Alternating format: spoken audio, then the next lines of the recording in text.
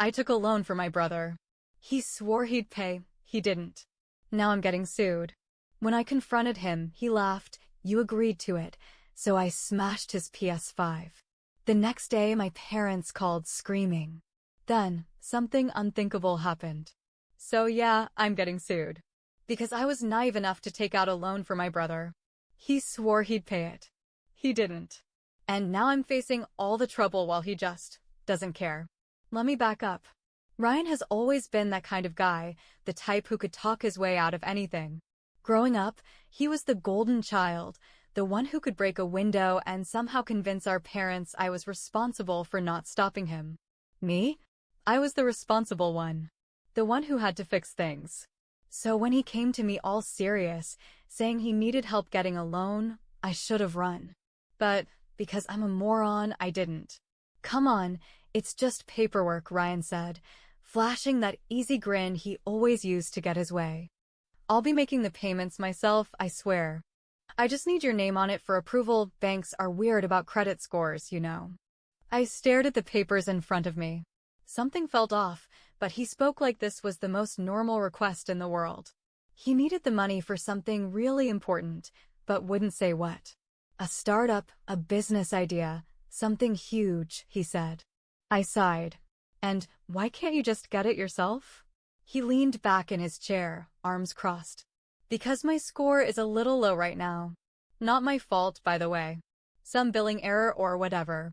You know how these things go. I knew exactly how these things went, with Ryan screwing up and me cleaning up the mess. Ryan, I really don't think. Emma, he cut me off, voice dropping into that trust me tone. I wouldn't ask if it wasn't necessary. It's just a formality, and you know I always take care of things. Yeah. Like the time he borrowed my car and left it at some girl's house overnight because he got too drunk to drive home.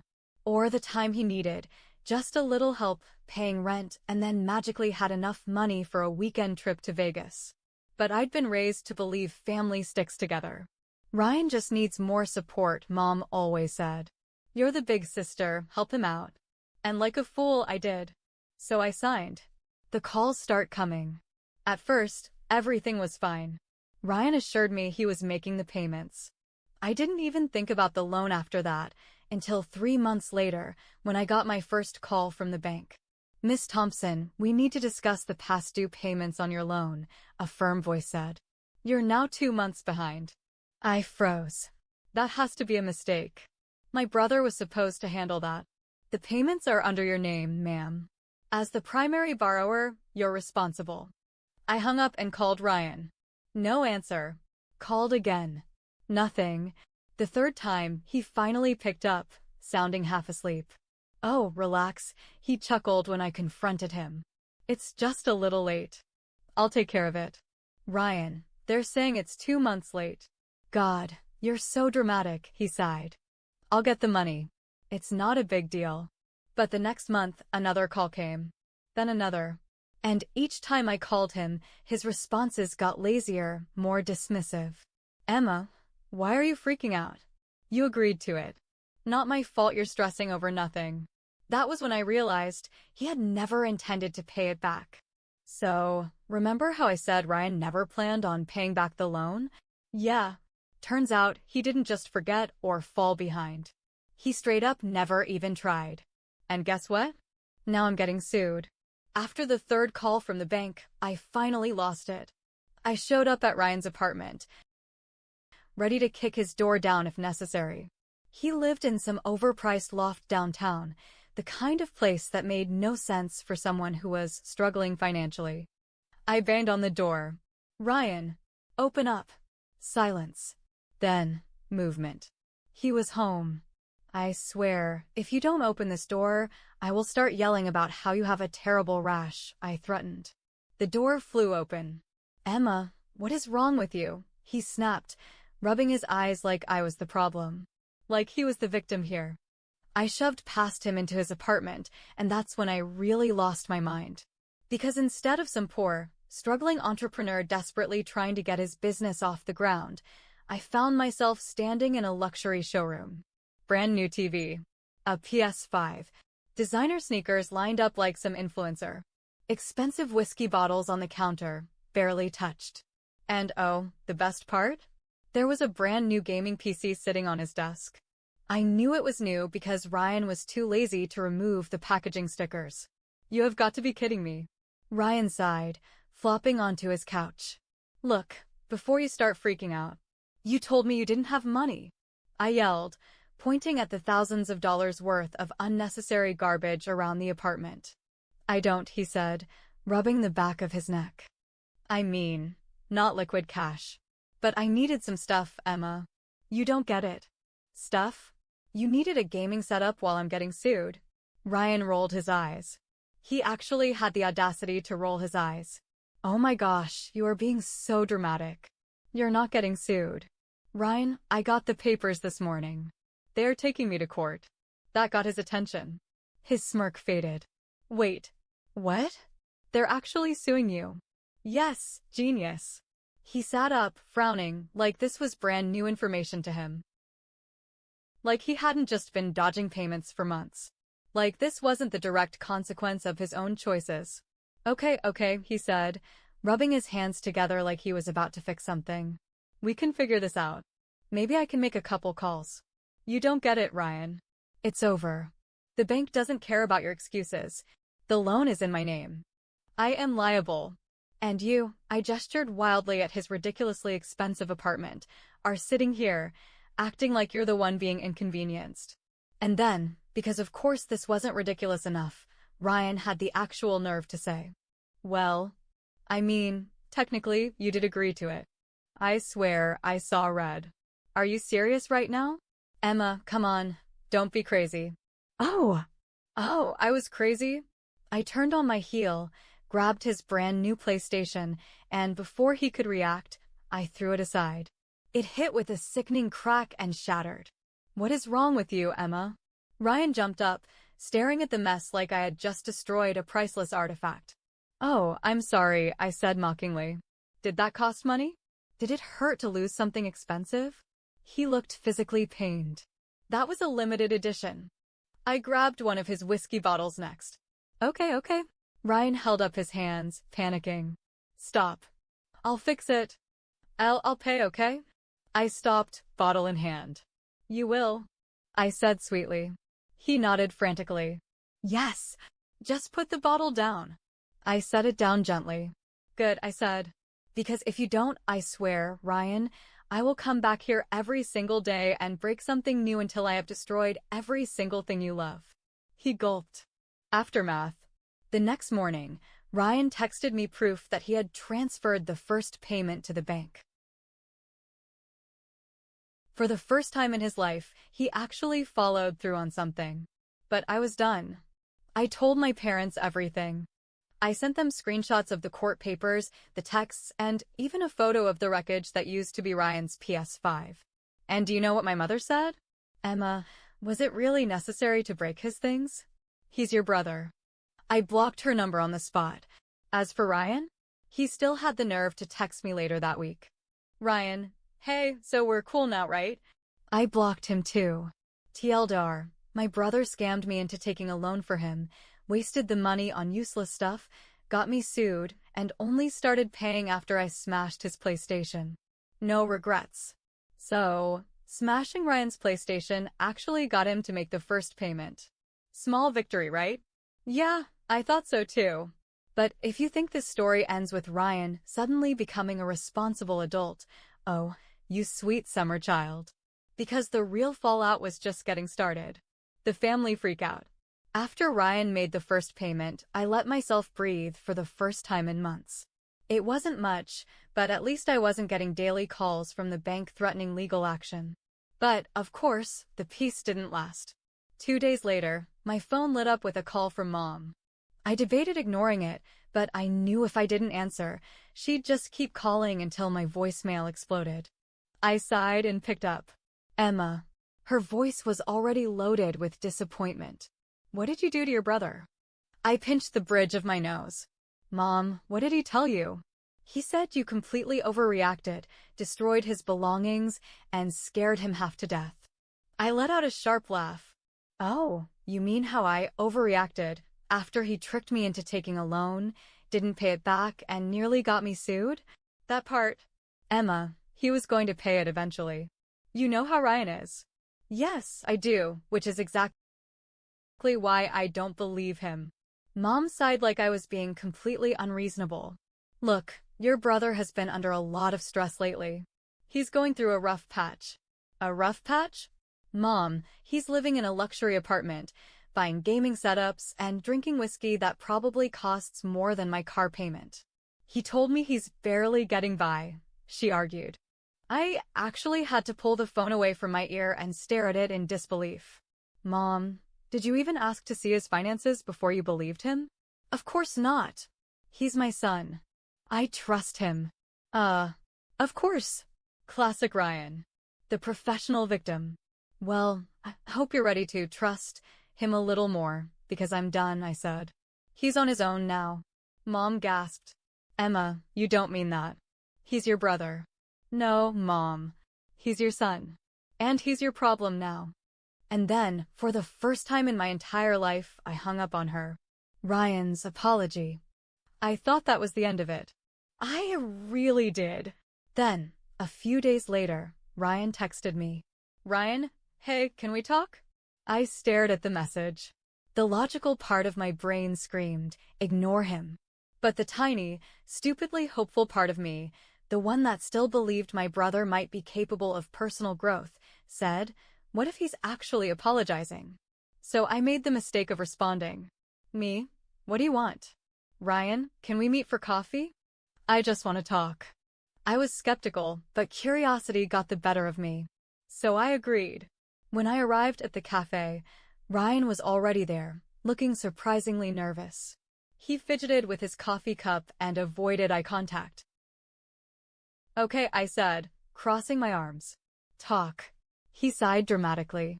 Look, I know I messed up. I raised an eyebrow. Go on. And I get why you were mad. Keep going. He shifted uncomfortably. But you have to admit, you went a little overboard. I blinked. Excuse me? You smashed my PlayStation, Emma. Do you know how expensive that was? I actually laughed out loud.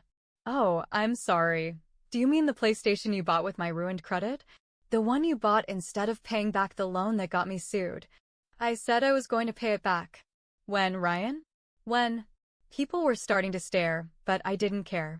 You sat there in your fancy apartment, buying nonsense while I was getting harassed by the bank. And now, you're here, not to apologize, but to complain that I broke your TY. Ryan flinched. Okay, I get it. You're upset. I'm not upset, Ryan. I'm done. He looked at me, confused. What do you mean? I mean, I'm done with you. With helping you. With fixing your messes. You're on your own now. His jaw clenched. So that's it? You're just cutting me out. No, Ryan. You did that when you lied to me. I stood up, grabbed my bag, and walked out without looking back. Final fallout. It's been a month since that conversation, and I haven't spoken to Ryan since. Mom still calls sometimes, usually to tell me how hard things have been for Ryan. But I just let it go to voicemail. The bank, on the other hand? They love me now. Turns out, once Ryan realized I wasn't going to save him, he magically figured out how to make the payments on time. Shocking, right? As for me, my credit score is still recovering, but at least I can finally sleep at night without waking up to a past due notice. And Ryan? Well, let's just say I don't think he'll be asking me for another loan anytime soon. TLDR, Ryan tried to manipulate me into forgiving him, but when that didn't work, he played the victim. I cut him off for good. Now the bank is finally getting their money, and I'm getting my peace. It's been a month since I last saw Ryan. A peaceful, glorious, stress-free month. My credit score is still a disaster, but at least I'm not waking up in a cold sweat over bank calls. Ryan, as far as I knew, was finally handling his mess on his own. Or so I thought. Because, surprise, he wasn't done. The emergency. It started with a text from Mom. Mom, Emma, you need to call me. It's urgent. I ignored it. Not because I'm heartless, but because urgent in my family could mean anything from Ryan's in the hospital, to Ryan stubbed his toe and wants attention. Then came a second text. Mom, Ryan's in trouble. He really needs your help. I sighed, already regretting my life choices, but I called her anyway. She answered immediately. Emma, thank goodness. Listen, honey, I know you're still upset, but Ryan's in a really bad situation right now. I rubbed my temples. What happened? She hesitated. He lost his apartment. I blinked. What? How? Well, the rent was a little behind. Oh, this was too good. So let me get this straight, I said, trying not to laugh. He was buying gaming setups and fancy whiskey, but he wasn't paying his rent? Mom sighed. Emma, it's not that simple. He had some financial setbacks. Financial setbacks? I repeated. Mom, I was his financial setback. She ignored that. He's been staying with a friend, but it's not working out. He needs somewhere to go, and I was thinking, maybe he could stay with you for a little while. I nearly dropped my phone. What? Just for a bit, she rushed to say. Just until he gets back on his feet. You have a spare room, don't you? I laughed. Actually laughed. Mom, he scammed me, ruined my credit, almost got me sued, and now you want me to let him move in? He's your brother. Yes, and that's exactly why he's not setting foot in my apartment. Emma, please. He has nowhere else to go. Oh, so your house is full? She hesitated. Well, you know how your father feels about that. So Dad had already said no. And instead of Ryan facing the consequences of his own actions, Mom was trying to dump him on me. Absolutely not.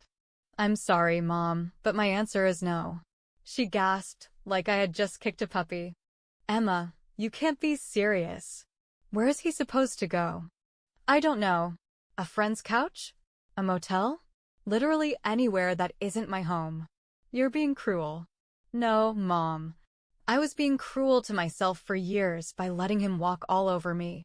This time, he can figure it out on his own. I hung up before she could argue. The uninvited guest. I thought that was the end of it. I was wrong. The next evening, I came home from work, exhausted and ready to collapse on my couch. But as soon as I stepped inside, there he was. Ryan, sitting at my kitchen counter, eating my food. I just stood there stunned. What are you doing here? He looked up, mouth full of my leftover pasta, and had the nerve to smile. Hey, sis. I dropped my bag. How did you even get in here? Mom gave me your spare key. Mom gave him my spare key. I took a deep breath, counted to 10. It didn't help. Ryan, get out. He put his fork down and leaned back, completely relaxed. Come on, Emma. It's just for a little while. No, absolutely not. You can't just break into my apartment and decide you live here. I didn't break in. Mom said you'd come around. Asterisk, Mom was wrong. I pointed at the door. Out! Now. Emma, seriously? Where am I supposed to go? Not my problem. You're unbelievable, he muttered, standing up. No, Ryan, you're unbelievable. You scammed me, trashed my finances, got me sued, and now you think you can just waltz in here like nothing happened. He grabbed his bag and glared at me. I always knew you were selfish. I laughed. Actually laughed. Selfish? That's rich, coming from you. He rolled his eyes and stormed out. I locked the door behind him. Then, for good measure, I changed the locks the next morning. Mom's meltdown. Of course, Ryan immediately ran to Mom. She called me at work, furious. Emma, how could you throw your brother out? Easily, I said. He had nowhere to go. Then maybe he should have thought about that before wasting all his money on garbage instead of paying his rent. He's family, Emma. And he's your son. Maybe you should take him in. She went silent. Then, in a much softer voice. You know your father won't allow that. Oh, so I'm supposed to clean up his mess again because Dad doesn't want to? You're his sister. You're supposed to help him. I sighed. I did help him, Mom. And he used me. I'm not doing it again. She started crying. I hung up. Final update. That was 2 weeks ago. Since then, Ryan has stopped contacting me. Mom is still furious. Dad secretly texted me, I understand, but refuses to say it out loud. My credit score is finally recovering. And you know what? I feel great. Because for the first time in my life, I didn't let Ryan manipulate me. I didn't cave. I didn't play the role of the responsible sister who fixes everything. Ryan finally had to deal with the consequences of his own actions. And me? I finally get to live my life without worrying about his next disaster. TLDR, my brother lost his apartment, tried to move into mine without permission, and called me selfish when I kicked him out. I changed my locks, cut him off, and now I finally have peace. So, it's been a month since I kicked Ryan out of my apartment. I thought that would be the end of it. I really did. I should have known better. Because Ryan? He doesn't go down that easily. If you thought my last update was the grand finale, oh, you're in for a treat. Because Ryan decided that if he couldn't manipulate me directly, he'd try to do it indirectly. This time, he got creative. The social media smear campaign. I woke up one morning, scrolled through my phone like usual, and nearly choked on my coffee. Because Ryan had gone full PR crisis mode, except the crisis was him, and the PR strategy was making me look like a monster. He had posted a long, dramatic Facebook status about family betrayal. And, of course, he left out all the important details. It went something like this. It's hard when the people you love turn their backs on you. I never thought my own sister would throw me out onto the streets when I needed her most. I've always tried to be there for her, but I guess money is more important than family. Some people change when they get a little success. But it's okay, I know who my real family is now. Oh, my God. I checked the comments. Hundreds. A mix of sympathy and outrage. Oh no, Ryan. That's awful. Stay strong. I can't believe your own sister did that to you. Some people let money change them. You don't need that kind of negativity in your life. I scrolled. And then I saw it. Mom. She had commented. Ryan, we love you so much. Don't worry, sweetheart. You'll always have a home with us. Some people forget what family means, but we know better. I swear, I almost threw my phone at the wall. Because let's get one thing very clear. Ryan did not get thrown onto the streets. He had plenty of friends he could stay with. He had plenty of money when it came to shopping sprees and bar tabs. He just didn't want to take responsibility for himself. And Mom knew this. But, of course, she'd rather play the heartbroken mother of an abandoned son than admit that Ryan's problems were his own fault. I took a deep breath. I refused to let this nonsense ruin my day. I wasn't going to comment. I wasn't going to engage. But then, Ryan took it a step further. The revenge attempt. That afternoon, I got a text from an unknown number. Unknown. You should be ashamed of yourself. I frowned. Me. Who is this? Unknown. A friend of Ryan's. Unlike you, some of us actually care about family. Oh, fantastic. Now Ryan was sending his friends after me. Me. I'm not entertaining this. Don't text me again. Blocked. I thought that was the end of it. Wrong again. 2 days later, my landlord called. Emma, I need to talk to you about something weird. Okay. Someone made an anonymous report saying you've been illegally subletting your apartment. I almost dropped my phone. Wait, what? Yeah, it was flagged by the building management. But since I know you and I know that's nonsense, I wanted to give you a heads up. Oh, my God. Ryan. It had to be Ryan. I took a deep breath. Let me guess, the anonymous report didn't have any proof? Nope. Just a complaint, no evidence. Honestly, it looks like someone's trying to cause trouble for you. I laughed. Actually laughed. Because this was so Ryan. He had tried manipulating me emotionally. That failed. He had tried turning Mom against me. That failed. So now? He was just throwing nonsense at the wall to see what would stick. Don't worry, my landlord said. I shut it down. But I figured you should know someone's out to mess with you. Yeah, I muttered. I have a pretty good idea who it is. I hung up. Then, I did something I should have done a long time ago. I sent Ryan one final text. Me, I know you called my landlord. I know you're trying to mess with me. But let me make something very clear. I am done playing your games. You are out of my life, Ryan. Permanently. Do not text me. Do not try to accidentally run into me. If you keep harassing me, I will involve the police. Do you understand? He left me on read. And you know what? That was the best outcome I could have hoped for. Final update, for now. It's been 2 weeks since that text. Ryan has gone completely silent. No calls. No texts. No accidental run-ins. Mom is still mad. She keeps posting cryptic Facebook statuses about loyalty and forgiveness. I muted her. Dad? Still secretly on my side, but too much of a coward to say it out loud. And me? I finally feel free. No more bank calls. No more manipulation. No more Ryan in my life.